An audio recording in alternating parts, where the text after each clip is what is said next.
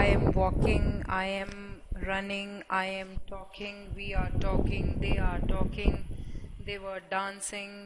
तो dancing, walking, talking, ये सब जो हो गए एक्शन वर्ड्स हो गए. एक्शन वर्ड्स, डूइंग वर्ड्स या जो वर्ड्स ये बताएं कि पर्सन की बीइंग के बारे में बात करें, उन्हें हम वर्ब्स कहते हैं. वर्ब्स को हम यानी क्या बोलेंगे, एक्शन वर्ड्स. एक्शन वर्ड्स होते हैं वर्ब्स. ठीक है, एक्शन वर्ड्स होते हैं. अब आगे देखेंगे. सबसे बड़ी बात वर्ब्स के अंदर क्या होती है, ये आंसर करते हैं to the question what. To the question what. ठीक है, आंसर करना है टू द क्वेश्चन व्हाट. अब व्हाट के अंदर भी ये तीन और चार तरह के, सॉरी नॉट तीन तरह के, ये व्हाट के अंदर भी चार तरह के क्वेश्चंस को आंसर करते हैं, जिन्हें हम कह सकते हैं the questions they answer are two. सबसे पहले पर्सन के बारे में बात कर रहे हैं तो व्हाट के अंदर आएगा what a person does,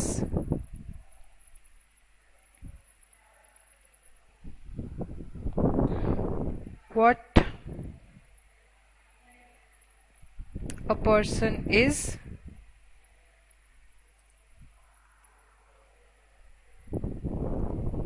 what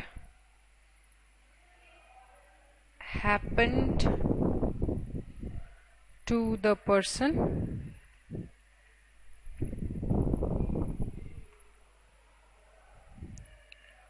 and what the person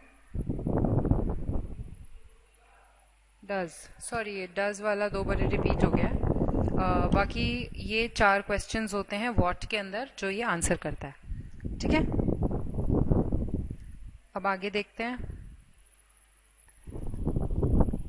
अच्छा, वर्ब के बिना कोई भी सेंटेंस पॉसिबल नहीं है.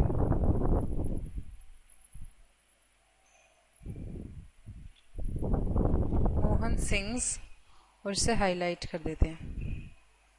इसमें ये एक्शन है यानी ये वर्ब है. ठीक है, नीचे आ गए. यू फील सैड, फीलिंग है.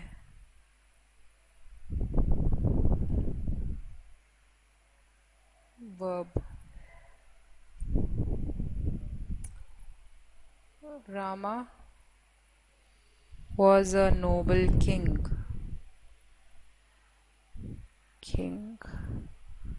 तो Rama was a noble king. इसके अंदर हम क्या हाईलाइट करेंगे, ये एक्सिस्टेंस है. ठीक है, अब आगे देखते हैं. वर्ब को डिफाइन करने के लिए वर्ब को ब्रॉडली कैटेगराइज किया है दो कैटेगरीज के अंदर. First being finite verbs, second being non finite. ठीक है, अब फाइनाइट के अंदर अगेन आपकी कैटेगरीज होती हैं. फाइनाइट के अंदर क्या कैटेगरी होगी, main,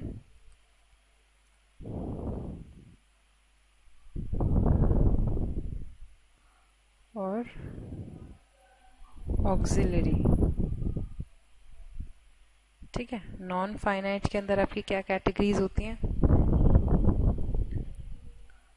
gerund,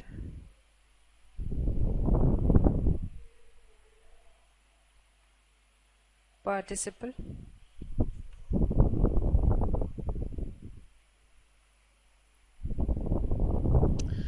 gerund, participle and infinitive.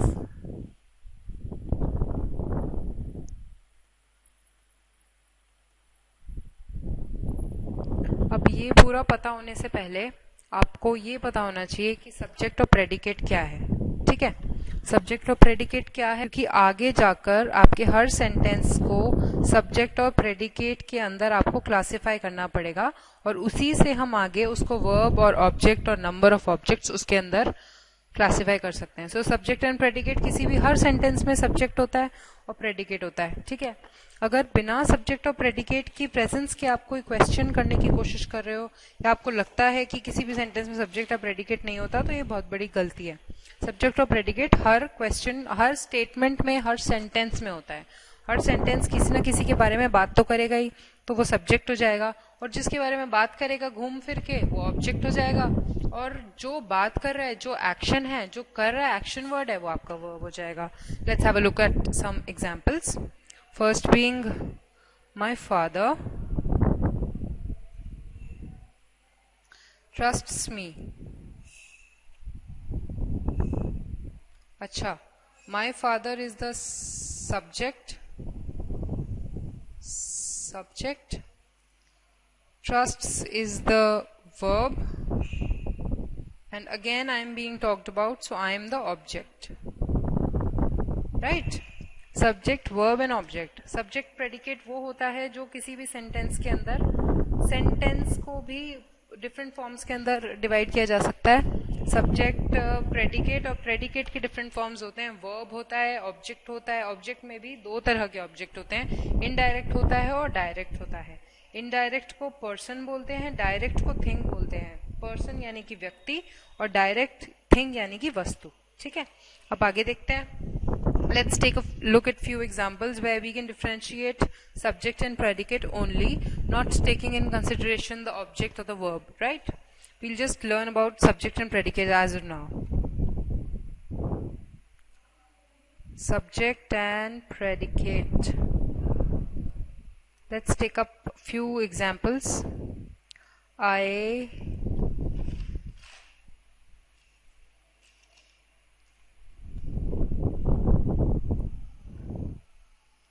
should help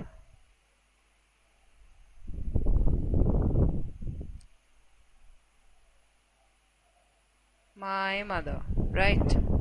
This is just a sentence. Don't take in consideration any object or anything else. Just focus on it being the subject. What is the subject and what is the predicate? Just differentiate, right? Now we'll move further. The snake bit the boy.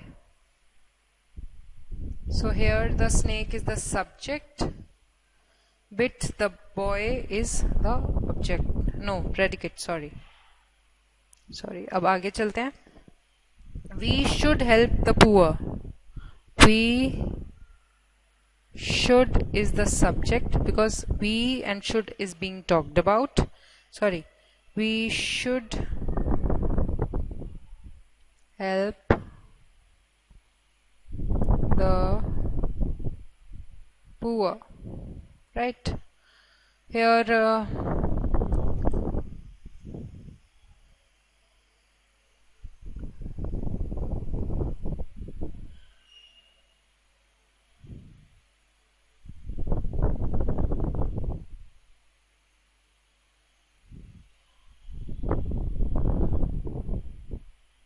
right, now we proceed further. The girl has lost her doll. Subject is the girl because we are talking about the girl has lost her doll. So the girl is the subject and the predicate is has lost her doll, right? Now we have these few examples, 4 of them. Now we will differentiate the object from these, right? First, in the first example, can you see any object? I should help my mother. Object is something that talks about you घूम फिर के, right? So what do you think is the subject here? I should help my mother. Action is, verb is what? Now let's circle the verbs. Help, bit, help,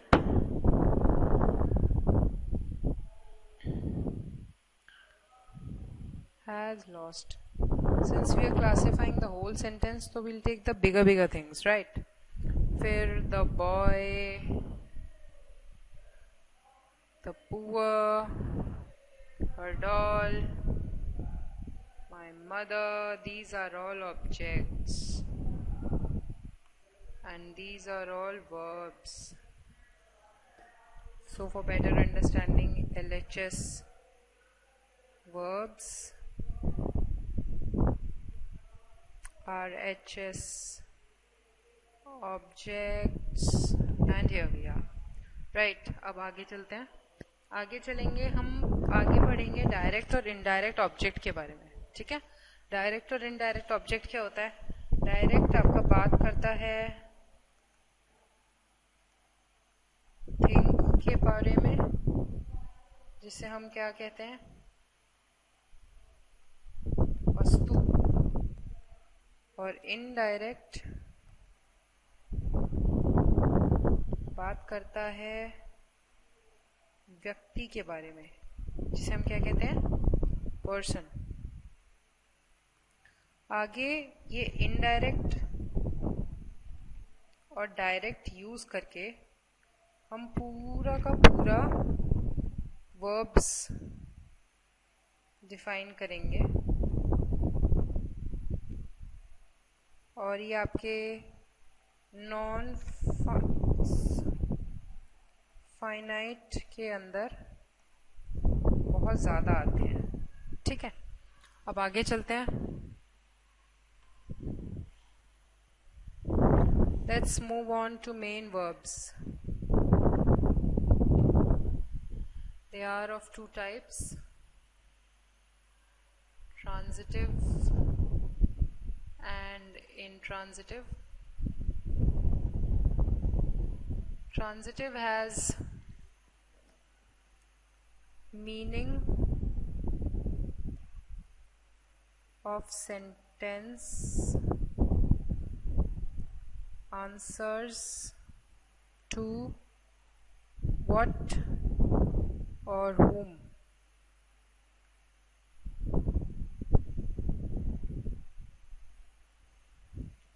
Intransitive meaningless, very brief.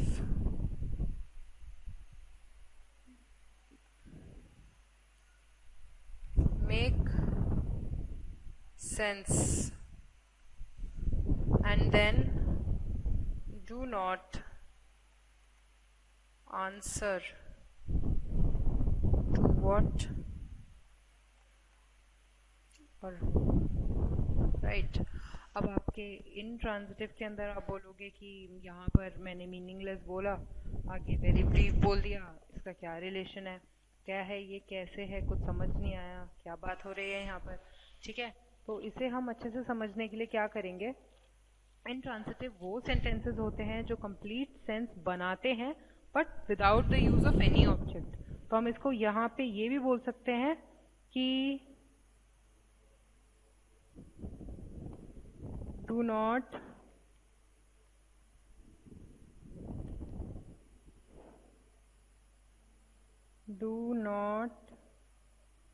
use any object. ठीक है, do not use any object. ठीक है, हम इसे बोल सकते हैं they do not use any object. अब आगे इनके कुछ एग्जाम्पल्स देख लेते हैं. इनके एग्जाम्पल्स कैसे देखेंगे कि सबसे पहले देखते हैं हम इनको इनट्रांजिटिव और ट्रांजिटिव के अंदर कैटेगराइज कर लेते हैं. ठीक है, अब सबसे पहला ट्रांजिटिव के अंदर क्या आएगा? इनट्रांजिटिव के अंदर क्या आएगा? आएगा बर्ड्स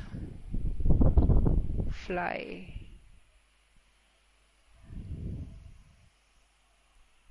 राधा सिंग्स. आप देख सकते हैं ये सेंटेंसेस कंप्लीट सेंस बना रहे हैं और ये कोई ऑब्जेक्ट भी यूज नहीं कर रहे हैं. ठीक है, अब आगे हम चलते हैं, कुछ एग्जाम्पल्स देखेंगे, आपको खुद समझ में आएगा तो फिर आपको डाउट ही नहीं होगा कि ये क्या है और क्या नहीं है. Radha sings then the fire burns. Fire क्या करती है? बर्न करती है, बर्न्स. ठीक है, फोर्थ अब एक और देख लेते हैं. The bell rings loudly bell rings loudly. अब इसके अंदर हो क्या रहा है, बेल रिंग कर रही है, लाउडली कर रही है, तो हमारा रिंग्स हो जाएगा। ठीक है, अब लास्ट वाला होगा द ग्लास ब्रोक। ग्लास के साथ क्या हुआ, वो टूट गया, तो यहाँ पर ये होगा वर्ब। ठीक है, अब ट्रांजिटिव के अंदर आते हैं। ट्रांजिटिव के अंदर भी कुछ एग्जांपल्स हमारे मेंशन्ड है। सबसे पहला है Radha sings a song. Radha sings a song, Radha sings की भी सेंस है, राधा सिंग्स अ सॉन्ग भी है, बट सॉन्ग यहाँ पे आपका ऑब्जेक्ट का काम कर रहा है, तो ट्रांजिटिव। ठीक है, she Burns the fire, she Burns the fire, क्या कर रही है, बर्न कर रही है। ठीक है, उसके बाद the peon rings the bell, the peon rings the bell.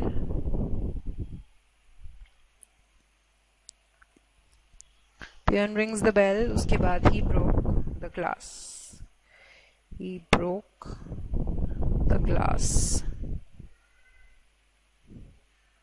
Broke, rings, ये आपके हो गए ट्रांजिटिव एंड इनट्रांजिटिव।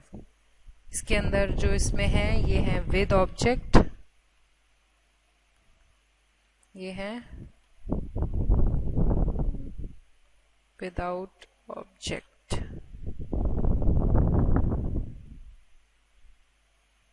ओफो, फिर से उल्टा हो गया।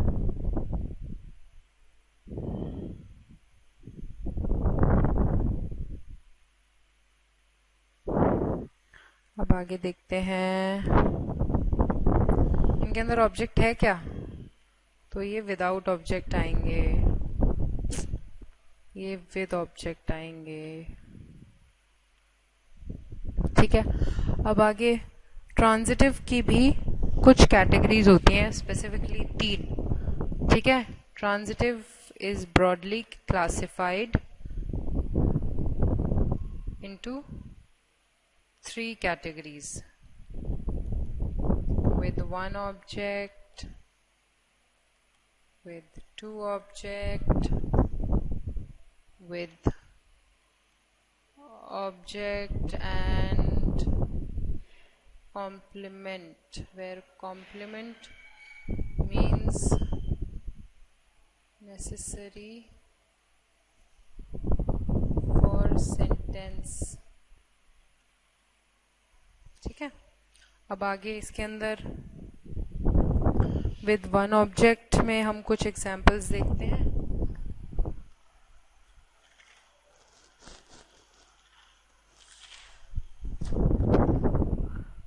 माय फादर, जो पहले करे थे वही देख लेंगे, उससे आपका कॉन्सेप्ट सेम रहेगा और आपका वो भी क्लियर हो जाएगा।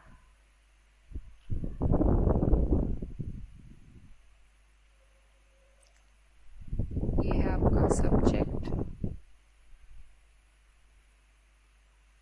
ये है आपका वर्ब, ये है आपका ऑब्जेक्ट। ठीक है,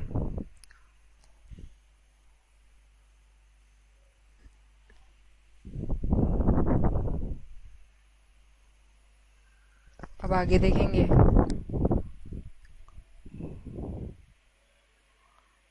The chairman has called a meeting। तो चेयरमैन हो गया आपका सब्जेक्ट, हैज कॉल्ड आपका वर्ब, मीटिंग आपका object. Verb, subject and object, right. अब इसके बाद में आगे चलते हैं। आगे चलने पे हमें ये पता चलता है, वही हमने जो डायरेक्ट और इनडायरेक्ट डिस्कस करा था। अब डायरेक्ट और इनडायरेक्ट, इनडायरेक्ट यानी पर्सन, डायरेक्ट यानी कि थिंग, उसके अंदर हम सब्जेक्ट प्रेडिकेट को डिफरेंशिएट करेंगे with the help of indirect and direct object. इसके अंदर पर्सन के बारे में घूम फिर कर बात होगी इनडायरेक्टली, और किस चीज से रिलेट कर रहा है पर्सन को वो भी ये बताएगा। ठीक है, एग्जाम्पल देख लेते हैं। He gave me a present. ठीक है, तो अ प्रेजेंट क्या है आपका? ये डायरेक्ट ऑब्जेक्ट है।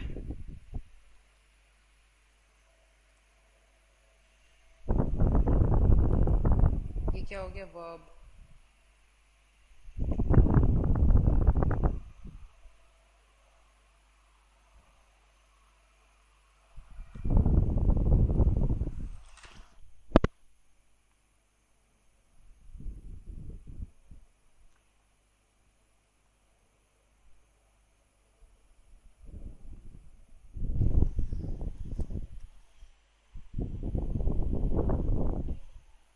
अब आगे चलते हैं, ऐसे कुछ एग्जाम्पल्स और देखेंगे। My brother sent me a watch. इसके अंदर my brother subject, sent verb, object me और वॉच डायरेक्ट। फिर my mister Sharma taught us English. Mister Sharma subject, taught verb, us indirect and English is direct. My friend offered me all help. My friend is a subject here, verb is being offered, me is again an object and then indirect object, and then all help is direct object, right? Now proceeding further, we will study, हम ये study करेंगे कि हमारा जो है transitive हो गया, with one subject हो गया, विद टू सब्जेक्ट हो गया, विद कॉम्प्लीमेंट क्या होता है। ट्रांजिटिव वर्ब्स विद कॉम्प्लीमेंट वो वाले वर्ब्स होते हैं जिन्हें किसी कॉम्प्लीमेंट की जरूरत पड़ती है आपके वर्ब को सेंस देने के लिए। कैसे? ये वो ऑब्जेक्ट्स होते हैं जिन्हें कॉम्प्लीमेंट की जरूरत पड़ती है सेंस देने के लिए। अब इसके अंदर भी आपके, रुक जाओ एक second,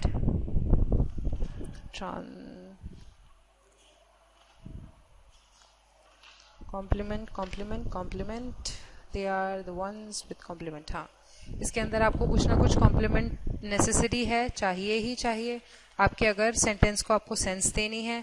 for example, Meera gave me an anklet. तो Meera gave me an anklet, an anklet आपका जो होगा कॉम्प्लीमेंट होगा, मीरा जो होगा आपका सब्जेक्ट होगा, गेव जो होगा वो आपका वर्ब होगा। तो मतलब मीरा गेव मी खाली आप ऐसे रखेंगे तो इसमें कोई सेंस नहीं बनेगी। तो Meera gave me an anklet. ठीक है, ये हो गए विद कॉम्प्लीमेंट। अब विद कॉम्प्लीमेंट से आगे जब आप चलोगे तो मेन फाइनाइट वर्ब्स के अंदर आपके ऑक्सिलरी वर्ब्स भी आएंगे जिन्हें हम हेल्पिंग वर्ब्स कहते हैं। ठीक है, हेल्पिंग वर्ब्स आपका क्या काम करते हैं? ये करते हैं, इसके अंदर भी ना दो कैटेगरीज होती हैं। सबसे पहले हेल्पिंग वर्ब्स में दो कैटेगरी होती है, जिन्हें पहली वाली होती है मोडाल्स, दूसरी वाली होती है मेन हेल्पिंग वर्ब्स। ठीक है, हेल्पिंग वर्ब्स की हेल्पिंग का मतलब ही ऑक्सिलरी होता है और ऑक्सिलरी का मतलब हेल्पिंग होता है। ठीक है, एक तो मोडाल्स होते हैं और दूसरे वाला मेन हेल्पिंग वर्ब्स होते हैं। अब आप बोलोगे कि मेन हेल्पिंग वर्ब्स तो वही हैं, हम मेन वर्ब्स को ही हेल्प कर रहे हैं, तो ये मेन हेल्पिंग वर्ब्स क्यों हैं?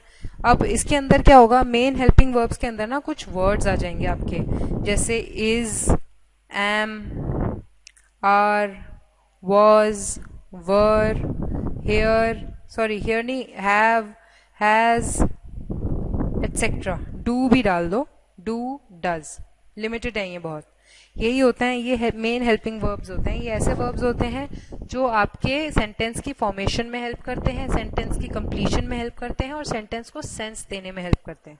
ठीक है, वेराज ऑन दी अदर हैंड आपके मोडाल्स वो होते हैं जो कंप्लीशन ऑफ सेंटेंस में हेल्प करते हैं। ये बेसिकली ऐसे इंटरोगेटिव वर्ड्स होते हैं जैसे will, must, shall, may, can, could. ठीक है, ये आपके मोडाल्स होते हैं। अब मोडाल्स हो गए और आपके मेन हेल्पिंग वर्ब्स भी हो गए, आपके ट्रांजिटिव फाइनाइट वर्ब्स आपके खत्म हो गए। ठीक है, अब नॉन फाइनाइट के बारे में बात करते हैं। नॉन फाइनाइट वर्ब्स वो वर्ब्स होते हैं जिनके अंदर लिमिटेड नंबर ऑफ पर्सन या लिमिटेड नंबर ऑफ थिंग्स नहीं होता, लिमिट नहीं होती है इनकी। फाइनाइट वर्ब्स जो हैं डिपेंड नहीं करते टाइप ऑफ नंबर, टाइप या नंबर ऑफ सब्जेक्ट पे, बट करते हैं। इनके अंदर क्या होता है, ना तो नंबर ऑफ पर्सन लिमिटेड है कि नंबर ऑफ पर्सन्स नहीं लिमिटेड होगा कि सिंगुलर है या प्लूरल है, ना नंबर ऑफ थिंग्स लिमिटेड होगा कि हाँ इतने ही हैं, कोई क्वांटिटी हमारी डिफाइंड नहीं होती। और बेसिकली ज़्यादातर ना नॉन फाइनाइट वर्ब्स हमारे स्टेटमेंट्स होते हैं. स्टेटमेंट्स होते हैं like for example, she wants to go to Bangalore, she want to go to Bangalore, they want to go to Bangalore, I like watching Discovery Channel, they like watching Discovery Channel. इसके अंदर to go highlighted है आपका और watching highlighted है आपका, जिसका मतलब ये है कि to go के अंदर ये सिर्फ ये बता रहा है कि हाँ ये verb है आपका, ये हाँ ये नॉन फाइनाइट है आपका, इसकी कोई लिमिट्स नहीं है. ठीक है. I like watching discovery channel, watching यहाँ पर एक्शन है तो आपको वो हाईलाइट करके दे दिया है. ठीक है. अब नॉन फाइनाइट के अंदर भी 3 कैटेगरीज होती हैं, जैसे अभी हमने देखा था. एक तो इन्फिनिटिव होती है, इन्फिनिटिव होती है, इसको कहेंगे नाउन वर्ब, और 2+ वर्ब. ठीक है. दूसरी होती है gerund, that is noun verb again, और इसके अंदर होता है वर्ब प्लस ing.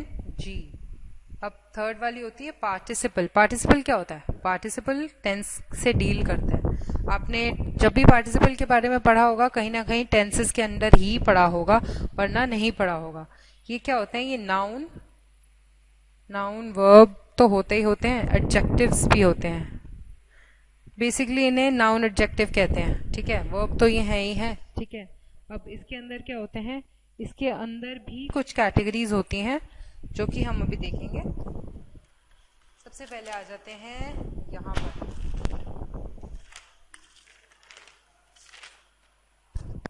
हाँ, नाउन वर्ब की कैटेगरी देख रहे हैं ना हम. ये रही नाउन वर्ब एडजेक्टिव. एडजेक्टिव ठीक है. प्रेजेंट में आएगा ये, और पास्ट में आएगा, और परफेक्ट में आएगा. ठीक है. ये कुछ कैटेगरीज आएंगे. अब सबसे पहले हम इन्फिनिटिव की डिस्कशन कर लेते हैं. इन्फिनिटिव में हमारा 2+ वर्ब है, 2+ वर्ब है. तो 2+ वर्ब के अंदर क्या होगा? आपके वर्ब के साथ में 2 अटैच कर देंगे, उसे सेंटेंस बनाने के लिए, उसे सेंस देने के लिए. ठीक है. तो एग्जाम्पल ले लेते हैं. To err is human. To err is human. यहाँ पे टू अर्र का मतलब होता है mistake. To err is human. ठीक है. टू अर्र इज ह्यूमन हो गया. अब आपका ये एग्जाम्पल हो गया इन्फिनिटिव्स का. ठीक है. इनफाइनाइट नहीं बोलते हैं, इन्फिनिटिव बोलते हैं, और 2+ वर्ब होते हैं. ये नाउन और वर्ब की तरह ट्रीट किए जाते हैं, और इन्हें वर्ब नाउन भी कहा जाता है. To err is human, he wants to play. मतलब आपका कोई भी एक्शन आएगा ना, उसके साथ टू आएगा ही आएगा. मतलब एक्शन से मेरा मतलब है verb. He wants to play. I want to study. Want to study. To play, to study, to earn, ये सब के सब आपके हो गए इन्फिनिटिव्स. ठीक है. अब इन्फिनिटिव से आगे बढ़ के जेरेंड के बारे में बात करते हैं. जेरेंड क्या होता है?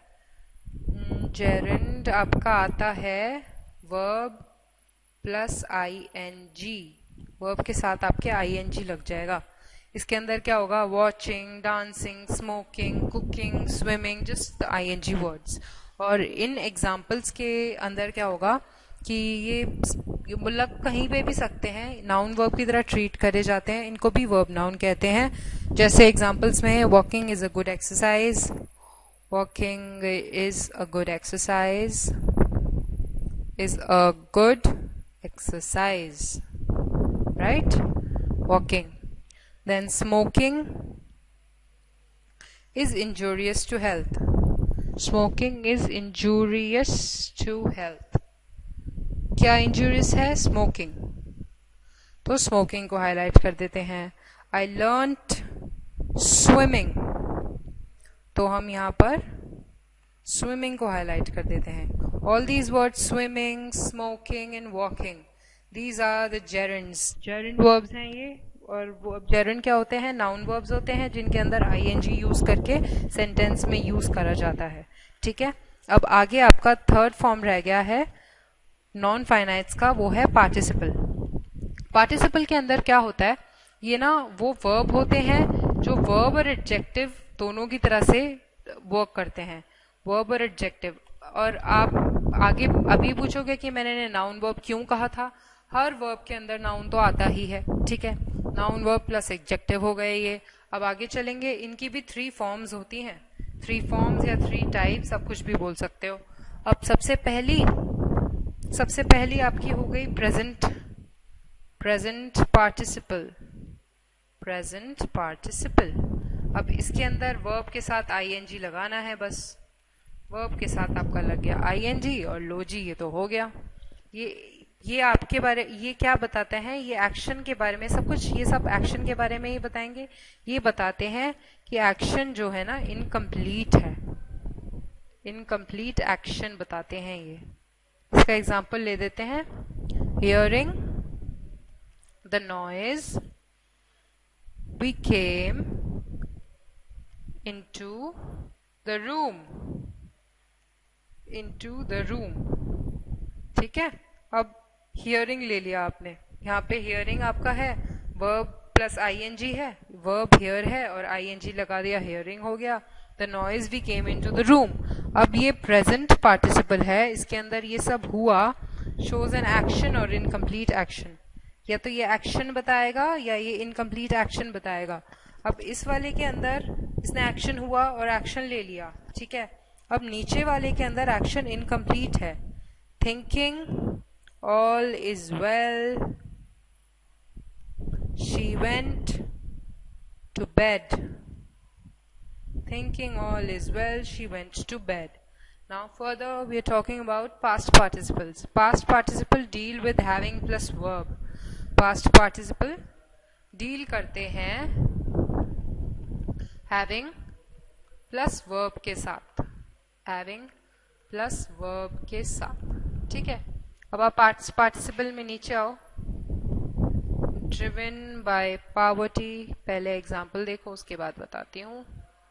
By poverty he committed suicide. Committed suicide. Here driven by poverty he committed suicide. फिर आगे एक और देख लेते हैं, deceived by her friend she was left in the lurch. Deceived यहाँ पर होगा, ठीक है। एक ड्रिवन हो गया, एक डिसीव्ड हो गया, ये दोनों क्या है, पास्ट पार्टिसिपल है। पास्ट पार्टिसिपल में क्या डिनोट करता है, ये बताता है एक कंप्लीटेड एक्शन, या तो ये कंप्लीटेड एक्शन बताएगा या ये स्टेट बताएगा of a thing that is being, या तो ये कंप्लीटेड एक्शन बताएगा या ये स्टेट बताएगा उस थिंग की जिसकी बीइंग है, that is being spoken of, that is being spoken of, जिसके बारे में बात हो रहा है वो बता देगा, ठीक है, बीइंग स्पोकन ऑफ। अब ये हो गया आपका पास्ट पार्टिसिपल, ठीक है। इसके अंदर पास्ट पार्टिसिपल में क्या आएगा, ईडी स्पेंड, SPENT का स्पेंट, फिर टी आ जाएगा और EN आ जाएगा जैसे ड्रिवन में आया है, N आ जाएगा, एटसेट्रा एटसेट्रा, ये सब आपके पास्ट पार्टिसिपल में आ जाएंगे। अब आपके परफेक्ट पार्टिसिपल में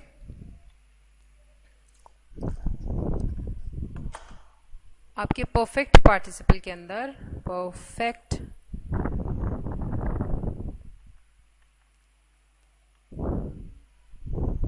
action being completed in the past, मतलब एक्शन पास्ट में पूरा हो चुका है। इसके अंदर आप या क्या यूज करेंगे, एक मिनट पहले लिख लेते हैं, action being completed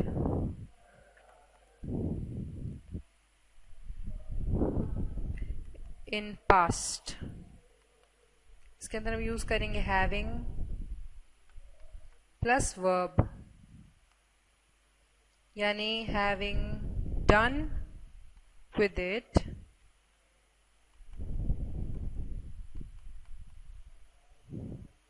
they got down to another task.